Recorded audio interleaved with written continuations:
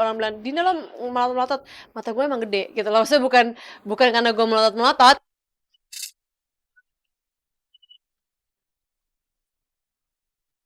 Kondisi Cika perlahan membaik meskipun harus rutin dalam pengawasan dokter. Tuntutan peran antagonis sejujurnya 2 kali lebih berat di bulan puasa. Tetapi yang lebih berbahaya bukanlah dampak fisik, melainkan mental. Tak jarang, penilaian miring publik membuat emosi Cika dan Dinda kian tak stabil.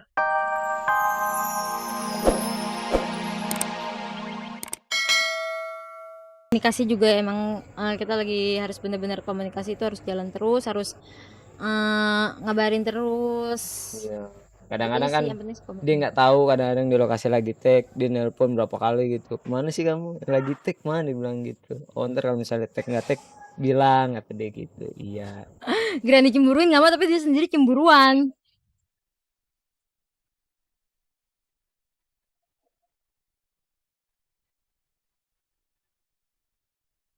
Sejak menikah 2 tahun silam, jatuh bangun hidup dijalani Dede dan Karen, bahkan perkawinan pun sempat mendapat pertentangan. Berkat kegigihan Dede, keluarga Karen di Bogor bisa menerima.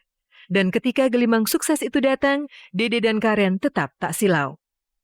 Dari Dede lahir sampai sekarang kan mama nggak besarin Dede lah sampai benar-benar dewasa, sampai Dede nikah. Dan mama juga kaget waktu nikah. "Ma, Dede mau nikah." Nikah. Emang punya uang Dede. Doain aja, bener, insya Allah pas Jumatnya itu langsung dapat apa ya, dapat iklan 75. Dede kasih mama 40, Dede 20, Dede punya tabungan 50. Dede nikah hari Selasanya, "Mak, Dede nikah hari Selasa, mau datang ya?" "Bengong." "Hah? Beneran, Le?" "Beneran," Dede bilang gitu. Maksudnya benar-benar udah punya. Tanggung jawab, baik, ya, iya pekerja keras sampai kurusan lagi nih.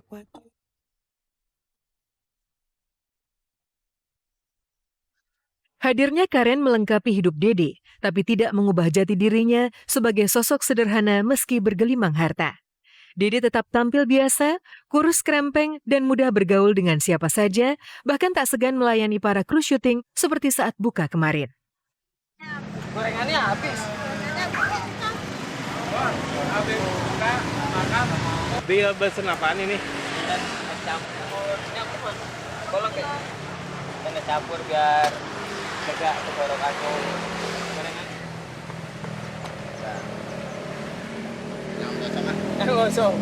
Ya udah boleh. Apaan itu? Ini ambil. Makan lagi deh. Ini tong. Ini apa namanya? Ntar maghrib makannya lu jam 12 makan. Allahumma lakasumtu wa bika amantu wa la rizqika abdurtu bi rahmatika ya arhamar rahimin. Selamat berbuka puasa bagi yang menjalankan. Mudah-mudahan pahala dan amal kita diterima Allah Subhanahu wa taala. Pilihan Dede untuk menjadi diri sendiri adalah oase segar yang bakal terus membuatnya unik dan menarik. Sementara itu, kabar mengejutkan muncul dari artis cantik Cut Meyriska. Gara-gara sering berperan antagonis, gadis berjuluk Hello Kitty itu tiba-tiba jatuh sakit dan harus diinfus.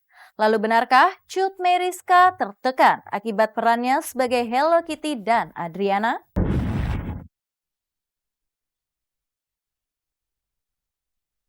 Inspirasi kehidupan selebritis tak pernah surut, maka jelang ulang tahun ke-20 Kabar Kabari, inilah sajian khusus Kabar Kabari Inspirasi.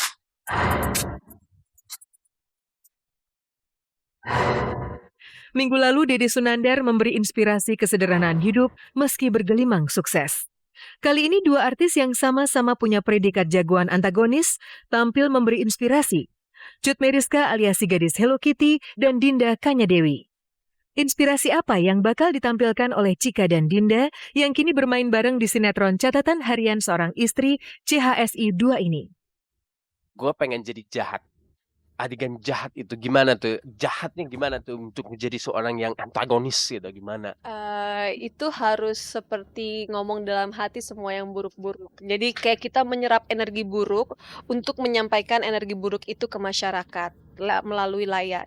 Jadi sebelum itu merah. Ya, jadi yang harus dipikirin yang buruk-buruk dulu. buruk-buruk aja semuanya. Iya, misalnya kayak orangnya terlalu sinis terhadap dunia. Jadi semuanya kayak ini dunia ini dia orang begini gitu. Jadi emang dengan diam aja akhirnya orang bisa merasakan keburukan hati kita gitu loh. CHSI yang sekarang ini antagonis juga, padahal kan waktu CHSI ending season pertamanya tuh aku udah baik, tapi yang keduanya tetap antagonis. Ya alhamdulillah ya, setiap Ramadan selalu dapat kerjaannya lancar, masyarakat tetap suka walaupun komentarnya menyebalkan.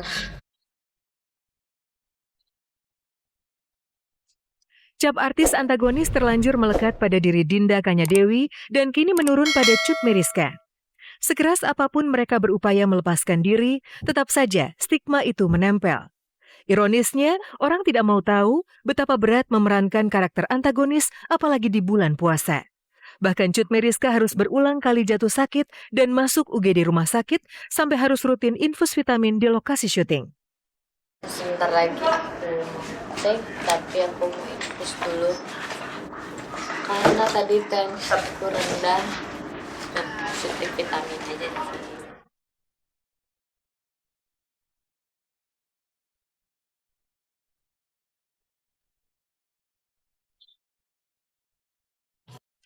Tadi tensinya rendah. Memang tiap minggu kan dokter suka ngecek karena aku kemarin tuh sempat sakit. Kemarin tuh sempat masuk angin parah. Aku sempat masuk UGD itu jam setelah dari radio ya. Jam 12 keluar jam 6 sore langsung ke lokasi syuting. Aja digituin. Tangannya nggak bisa dibunuhin.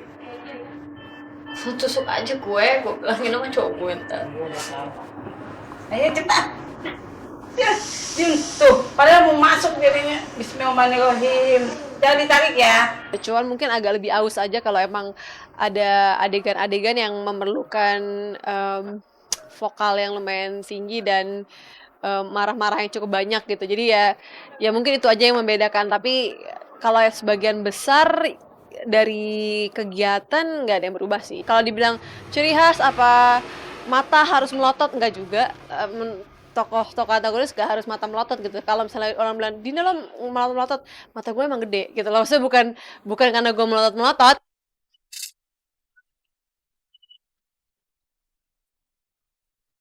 Kondisi Chika perlahan membaik meskipun harus rutin dalam pengawasan dokter. Tuntutan peran antagonis sejujurnya 2 kali lebih berat di bulan puasa. Tetapi yang lebih berbahaya bukanlah dampak fisik, melainkan mental. Tak jarang, penilaian miring publik membuat emosi Chika dan Dinda kian tak stabil. Hana, ada hubungannya sama saudari Hana Sasmita itu. Iya, ada hubungannya sama dia. Oke, kalau gitu. Bella, stop, Bella, tunggu, Bella. Kenapa sih kamu? Kenapa sih kamu begini? Kamu nggak tahu kalau Nur itu mungkin anak kandung aku. Sekarang dengan jempol kau bisa membuli gitu kan. Kalau dulu mungkin pas ketemu gitu loh, baru mereka benar-benar kayak emang wah ini ketemu nih.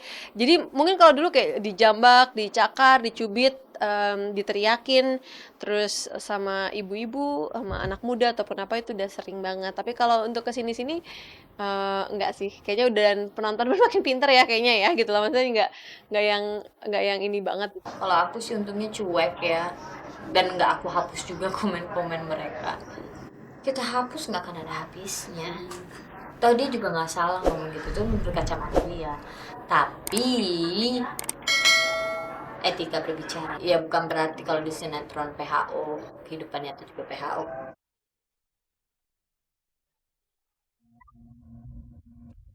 Kendati bisa mengancam mental, namun Chika dan Dinda tetap mampu menikmati peran antagonis itu. Sebagai aktor dan sebagai manusia, mereka justru belajar banyak tentang sisi-sisi lain manusia yang kompleks dan unik. Kita harus seimbang, amal harus berjalan dengan baik juga, walaupun peran seperti ini. Jadi ya paling aku membenahi diri, membenarin kolbu aku juga. Ya aku juga ikut tafakur setiap hari Rabunya. Entah itu sebagai satu pujian karena mengapresiasi atau itu suatu kegagalan bagi seorang aktor jadinya karena dianggapnya cuma bisa main antagonis doang gitu kan, dan aku juga nggak mau begitu sih gitu. Satu inspirasi dari aku, jangan membenarkan yang biasa, tapi membiasakan yang benar.